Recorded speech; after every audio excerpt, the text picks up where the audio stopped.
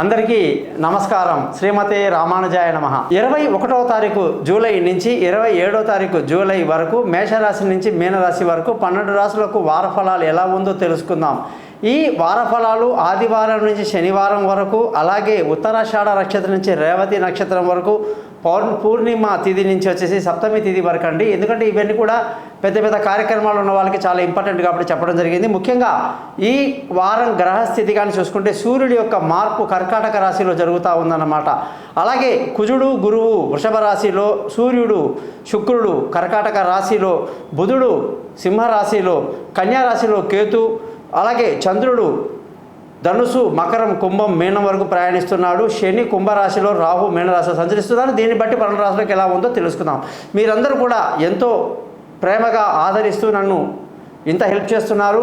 నేను మీ జాతకాలని చాలా అద్భుతంగా చెప్తాను. మీ date of birth, time of birth, place of birth నాకు ఈ నెంబర్కి వాట్సాప్ చేయండి.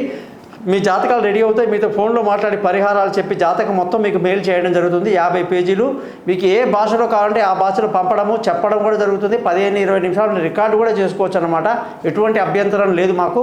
ముఖ్యంగా డేట్ ఆఫ్ బర్త్ లేని వాళ్ళ పరిస్థితి ఏంటంటే ముఖం కనిపించిన ఒక ఫోటో, మగవాళ్ళు కుడి చేతి ఫోటోలు, ఆడవాళ్ళు ఎడమ చేతి రేఖలు ఫోటో పంపిస్తే చాలు, జాతకం మొత్తం రెడీ అవుతుంది. మీతో ఫోన్లో మాట్లాడి చక్కటి సింపుల్గా పరిహారాలు చెప్పి మీరు ఏవో పరిగెత్తుకుని ఆ కొండ ఎక్కండి, ఏ కొండ దిగండి, ఆ గుడికి పరిగెత్తండి, ఈ గుడికి పరిగెత్తండి, అలాంటివి ఏమి ఉండవండి. క్లియర్గా సైంటిఫిక్గా మీకు అర్థమయ్యే భాషలో చెప్తాను. దీనికి గాను గురుదక్షిణ ఉంటుంది. తప్పకుండా మీరు అది పే చేయాల్సి ఉంటుందండి. మీరు ఎటువంటి సమస్యలను కూడా నన్ను కాంటాక్ట్ చేయడానికి ముందుకు వస్తారని ఆశిస్తూ,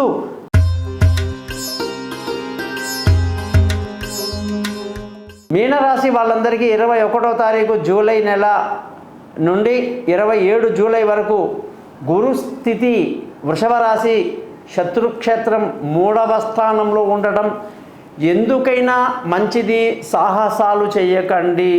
మీరు గట్టి నిర్ణయాలు వెంటనే మొండిగా తీసుకోకండి, ఇబ్బందుల పాలవుతారు. ఆలోచనలు కూడా నెగిటివ్గా ఉంటాయి, జాగ్రత్త. ధనస్థానం బాలేదు, కుటుంబంలో సంతోషం తక్కువ, పిల్లల చదువు విషయంలో జాగ్రత్తగా ఉండాలి. బంధువుల స్నేహితుల సహాయ సహకారాలు పెద్దగా కనిపించటం లేదు. విలువైన వస్తువులు, భూములు, ఇల్లు, వాహనాలు, ఇతరత్ర ప్రాపర్టీ కొనడానికి మాత్రం బ్రహ్మాండంగా ఉంది. తల్లి ఆశీస్సులు బాగున్నాయి. తల్లి అడ్వైస్ తీసుకుని ముందుకు వెళ్ళండి.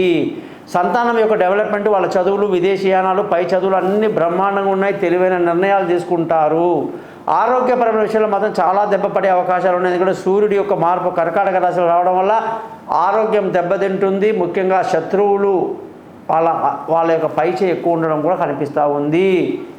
భార్యాభర్తల మధ్య చక్కటి సయోధ్య కలిగి సంతోషంగా ఆనందంగా ఉంటారు. పెళ్లి కాని వాళ్ళకు పెళ్లి కుదురుతుంది. దూరంగా ఉన్న వాళ్ళు కలుసుకుంటారు. పార్ట్నర్షిప్ బాగా కలిసి వస్తుంది. అదృష్టం ఈ వారం అంతా కూడా పెద్దగా కనిపించటం లేదు. తండ్రులు పెద్దవాళ్ళ సహకారాలు పెద్దగా లభించదు. ఉద్యోగం చేసే వాళ్ళందరికీ కూడా ఎంత కష్టపడ్డా తమ తెలివితేటలు తగినట్టుగా నిర్ణయాలు తీసుకోరు. పెద్దవాళ్ళ యాక్సెప్టెన్స్ ఉండదు. కాబట్టి ఉద్యోగం మారిద్దామనేటువంటి ఆలోచన చేయబాకండి. ఇది బ్యాడ్ టైం కాబట్టి జాగ్రత్తగా ఉండడం వాళ్ళు ఉద్యోగస్తులకు మంచిది. వ్యాపారం చేసే వాళ్ళందరికీ వ్యాపారానికి అధిపతి శని వ్యయంలో ఉండడం వల్ల నష్టాలకు గురే అవకాశాలు లేకపోలేదు. మరి మీనరాశి వాళ్ళకి పైనుంచి ఏలినాటి శనితో పాటు ఎన్ని గ్రహాల యొక్క ఇబ్బందులు బాగా ఉన్నాయండి. ఖచ్చితంగా మీ జాతకాలు తెలుసుకోండి, దానికి పరిహారాలు చేసుకోండి. గురు మంత్రాన్ని రోజు 16 సార్లు లేవగానే చదవండి. దేవానాంచ ఋషీనాంచ గురు కాంచన సన్నిభం బుద్ధిమంతం త్రిలోకేశం తం నమామి బృహస్పతం చదవండి. చూశారు కదా 12 రాశులకు మనం ఎంత అద్భుతంగా మనం చెప్పడం, పరిహారాలు అన్నీ చెప్పడం జరిగింది. కాబట్టి ప్రతి ఒక్కళ్ళు కూడా మీ జాతకాలు తెలుసుకోండి. 50 పేజీల జాతకాన్ని మీ దగ్గర పెట్టుకోండి. మీకు నేను చదివేటప్పుడు 20 నిమిషాలు 15 నిమిషాలు జాతకాన్ని బాగా రికార్డ్ చేసుకోండి. పరిహారాలు ఎంత సింపుల్గా ఉంటాయి, ఎంత చిన్నగా ఉంటుంది మీరు గమనించండి. కాబట్టి మీరు జ్యోతిష్యం పట్ల చాలా పాజిటివ్గా వెళ్ళాలి అంటే thesimple.astrologer.com అనేటువంటి యూట్యూబ్ ఛానల్ని సబ్స్క్రైబ్ చేయండి. నా దగ్గరికి రండి. మీ సమస్యలకి నేను సమాధానం చెప్తాను. నమస్కారం, మీ గోపాల్ అయ్యంగార్.